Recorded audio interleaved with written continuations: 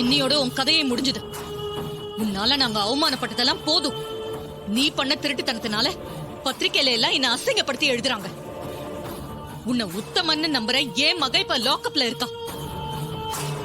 நல்லா இருந்த குடும்பத்துல என்னைக்கு நீ வந்து சேர்ந்தியோ அன்னில இருந்தே என் நிம்மதி, மானம், மரியாதை எல்லாமே போச்சு. இனிமே உன்னை விட்டு வச்சா என் மொத்த குடும்பமும் நிம்மதி இல்லாம சாக வேண்டியதுதான். உன்னை ஒழிச்சு கட்டினாதான் எல்லாம் சரியா வரும்.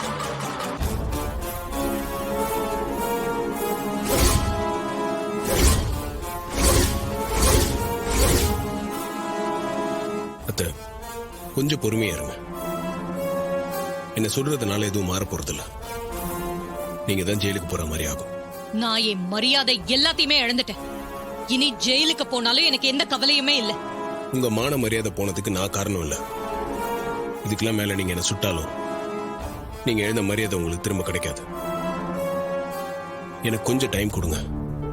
உங்க மேல எந்த தப்பும் இல்ல, நான் நிரூபிக்கிறேன். அடேங்கப்பா, நீயே என்ன சிக்கல்ல மாட்டி விடுவ, அதுக்கப்புறம் நீயே என்ன காப்பாத்துவியா? போடா ஃப்ராடு. நான் ஆரம்பத்திலேயே உங்ககிட்ட சொன்னேன், இந்த நகையெல்லாம் வீட்டுல வச்சுக்காதீங்க, இதனால உங்களுக்கு பிரச்சனை தான் வரும். நீங்க தான் கேட்கல. சரி, அதை விடுங்க. இந்த நகையெல்லாம் யார் எடுத்தாங்க, எதுக்காக இதெல்லாம் செஞ்சாங்கன்னு நான் நிரூபிக்கிறேன். எனக்கு கொஞ்சம் டைம் கொடுங்களேன் ப்ளீஸ். நீயே நகைங்களை திருடிட்டு நீயே அதை கண்டுபிடிக்கிறேன்னு சொல்றியா? இத நான் வேற நம்பணும்? உன்னை நம்பறதுக்கு நான் ஒன்னும் பழைய சாமுண்டீஸ்வரி கிடையாது. நீ போய் சேரு, அதுதான் எல்லாருக்கும் நிம்மதி.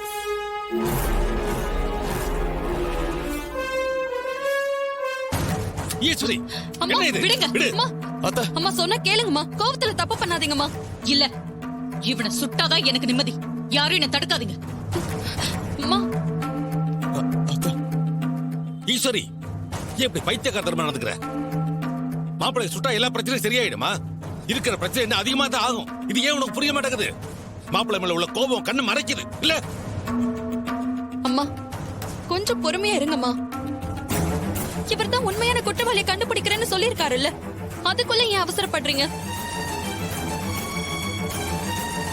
அத்தை, இங்க பாருங்க, நீங்க எந்த தப்பு பண்ணிடக்கூடாதுன்னு தான் பதறி அடிச்சுட்டு ஓடி வந்தோம். தயவு செஞ்சு ப்ளீஸ் கொஞ்சம் நிதானமா இருங்க. ஈஸ்வரி, நீ இப்படி ஏடா கூடமா ஏதாவது பண்ணி ஜெயிலுக்கு போயிட்டா நம்ம குடும்பம் என்ன ஆகும், நம்ம பிள்ளைங்க நிலைமை என்ன ஆகும்? ரேவதி ஏற்கனவே ஜெயில இருக்கா. சுவாதியை பத்தி கொஞ்சமாவது யோசிச்சு பாத்தியா? நம்ம பிள்ளைங்களை விட, நம்ம குடும்பத்தை விட உன் கோபம் தான் உனக்கு பெருசா போச்சா?